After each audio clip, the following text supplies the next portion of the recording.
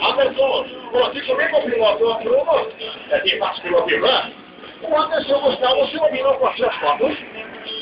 Levantaram a foto dianteira, ficaram um pé na moto. Eles vão passar por aqui, ó. Pelo piloto, depois passando pelo piloto e já. E vice-versa manobra. Foi com barreiras. Atenção, atenção, atenção, Gustavo, você vai quero ver. Está liberada! Aí demorou tempo, atenção. Está fugindo de 8 a 12 de abril em Calçura, Bahia. Aquele 4 e 5 de abril aqui está fugindo, por favor.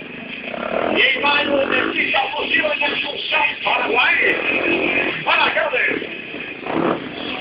Passando pelo procurador.